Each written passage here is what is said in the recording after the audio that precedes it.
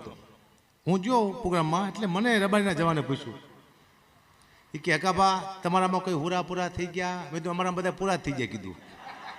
કોઈ હુરા નહીં, નકરા પૂરા જ તે. હું બાકી હતો. હા, હમણે અમારા બાજુના ગામમાં રામામણ રમતું હતું. આ સત્ય ગીત છે. તેમાં એક ઇતર સમાજનો કોઈ હતો માણસ, એને ગઢવીનું પાત્ર લીધું, ગઢવીનું, અને સામે બાદશાહ ઉભો હતો. હવે એમાં કેવું છે, બાદશાહ ગઢવીને 5 હેન્ડલ મારે આવું હતું, પણ બાદશાહ ખીચી ગયો, ગઢવીને 70 હેન્ડલ મારી લીધા. અને ગઢવીનો મગજ વહી ગયો હતો, ગઢવીનો તો પણ એને ગઢવીનું પાત્ર ભેજ્યું હતું. ગઢવીનો મગજ વહી ગયો કે તને મોગલમાં ઉપાડશે બાદશાહ રખીએ. તે બાદશાહને હાથમાંથી હેન્ડલ પડી ગયું કે મોગલમાં નહીં ભરાવાના. તે બાદશાહને વ્યાયામ પડ્યો તે હવાના પરમાં બાદશાહ ગઢવી મોગલમાં નારિયેળ વધારે છે. બોલો, બાદશાહ બીવે છે મોગલમાંથી, અત્યારનો બાદશાહ. હા, અને એમાં છે તમારે દર અમાસે આવી જવાનું. અહીંયા તમે આવો એટલે ઘણા બધા સારા સારા માણસો અહીંયા આવે છે. હો, સૂનું લાગે છે એટલે તમને વિનંતી કે દર અમાસે તમારે કલાક તો કલાક અહીંયા આવી જવાનું. તમે તો માને અતિશય માનો છો, પણ છતાંય તમારી હાજરી એમાં મહત્વની બને છે. ઘણા હું જોઉં છું જ્યારે તમે આવો ત્યારે ઘણા વ્યવસ્થિત માણસો આવીને બે મજા આવે.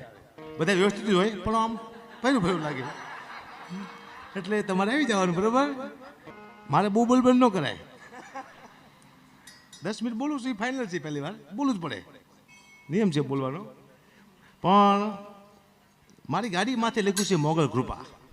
ભાઈએ મને સવાલ કર્યો કે બીજાની ગાડીમાંથી મોગલ કૃપા લખ્યું છે, તમારી પાછળ ગાડીમાં લખ્યું છે મોગલની મહેર. એનું કારણ શું? કૃપા અને મહેરમાં કંઈ ફેર ખરો? મેં તો ઘણો ફેર છે. શું? મેં તો કૃપા હોય તો લોકો તમને સ્ટેજમાં બેહવા દે, ગાવા દે, ને મહેર હોય એટલે કોઈ તમને ઊભા ન કરે કાટલો જાડી. નક્કી કૃપા ન હાલે, મહેર હોય છે એટલે કે ઊભા ઉઠાય. એવા દાખલા બન્યા છે સ્ટેજમાંથી. હમણાં એક ભાઈ કહેતા મને કૃપા સારા માણસો છે ને એની અહીંયા જરૂર છે, એવી ઉપર જરૂર છે. સારા માણસો જલ્દી મળી જાય કે અહીંયા રહેતા નથી. બધું ખોટી વાત છે, બિલકુલ ખોટી વાત છે. સારા માણસો કોઈ મળતા જ નથી. આપણે બધા સારા જ છીએ. તમે સારા છો, હું સારો છું, મરી જાવ આપણે ના. વહેલા માણસો કેમ મરી જાય તમે એક દાખલો આપી દઉં છે. એટલે હું તમારો જન્મ થાય ને સાહેબ એટલે તમારું આયુષ્ય નક્કી થાય કે અકાબા ગઢવી એનું આયુષ્ય 100 વર્ષનું. પણ 100 વર્ષમાં અકાબા ગઢવીને કરવાનું શું કે 3 દીકરા છે, એમાંથી એક દીકરો પરણાવવાનો, 2 દીકરી પરણાવવાની, 5000 પ્રોગ્રામ કરવાના, 50 કરોડ રૂપિયા ભેગા કરવાનું. આટલું અકાબાને 100 વર્ષમાં કરવાનું છે. આટલું નક્કી થાય.